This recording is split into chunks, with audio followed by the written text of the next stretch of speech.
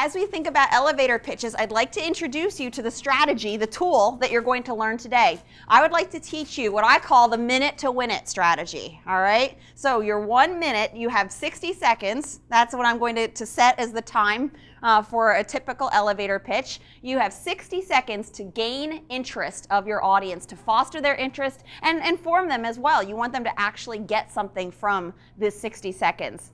And so as we go through this, the structure, it's going to actually follow in shape. That's the reason I have this big, you can see this minute timer. So everybody's played board games before, right, where there's those 1 minute sand timers, all right? That's what this is supposed to represent. And actually, the shape of this is important. That's why I've chosen this as the visual for my strategy that I'm going to teach you. What I'd like you to notice is that it's wide at the top, gets narrower, narrowest in the middle, and it's wide again. And that is actually the same form that the information that you share will take. And so let me tell you what I mean by that. I'm going to walk through each part of the structure, and then you're going to start working with this as well. Let's start at the top, the widest part. The first element that I recommend for your pitch is that you start with the big picture purpose, all right, or the big picture problem that your work solves. All right, so we're starting broad. That's what I mean by the widest at the top. So we're starting broad. What is the big picture purpose of your work? Or what is the problem that your work solves? Something that is broad. Then, the next step, next part that you cover. What's the relevance to the people that you're talking to? And this can be tricky. And this is the part, I was even talking with this group at the very beginning. They were saying, well, you know, the elevator pitch you have for a conference isn't the same as the one that you have for a social situation. That's exactly right. This is not a one-size-fits-all, but this is a piece that is a movable piece. This should change depending on who it is that you're talking to. And what I'd like you to do as this second step is this is where you now, so you started with the big picture purpose or problem. Now you go just a little bit more narrow where you make that problem or purpose relevant to a particular audience. All right, so what is their stake in it? If they're a colleague at a conference, you know, as an expert in microbiology, you probably want to know that.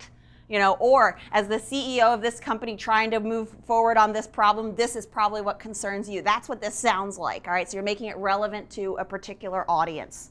Then we get to the most narrow part, right? This is actually the toughest part. If you're going to get stuck, this is where it's going to be. And that's where you start to talk about your own work. Now, one way to think about this, all right, is you think about the relevance of where your work intersects our lives, all right, and the life of whoever you're talking to. Once you've done that, then we get to this part where it's your specific project, all right, your particular work. And this is the part where it can be a little bit tough. We even experienced that just in people doing their analogies. We already had a lot of words that were coming out that maybe not everybody is familiar with, all right? And tells me that we want to be very careful when we're talking about this particular part. And here's what I recommend, is we want to really pay attention to word choice here. When we go narrow, we need to pay very close attention to word choice. Methylation, apoptosis, you know, aggregation. Even though I know that those don't seem hard to you in this room, but those are words that can count as jargon, all right, to other people. And so I want us to pay attention to that, the things that just roll off our tongue so easily. We saw great examples of that. Those things can be difficult especially an elevator pitch type of situation. Because as soon as we don't get one thing, a lot of us, it's hard for us to stop to listen, or we won't ask questions because we feel dumb. And that's a problem for an elevator pitch, because an elevator pitch, remember, ignites something else. And so we want to be very careful about jargon and words that might throw up that brick wall, all right, for the audience. And so this is the place, the reason that I started with asking you to think about an example, an analogy, something that makes your work simple and concrete, because that's what you want to use in this elevator pitch to keep people with you, something that they can grab a hold of right away. So now we've done the most narrow, the hardest part. That's really the meat of it, though. It's your work. And now you're ready to wrap it up and hopefully kick off a conversation. And so what I'd like you to finish with is, what's the broader impact?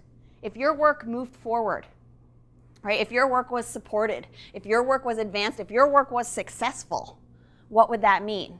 Because when you end with that, that's something that people can grab onto. People really are interested in the impacts of scientific work, and that leads to a nice way for a conversation to begin.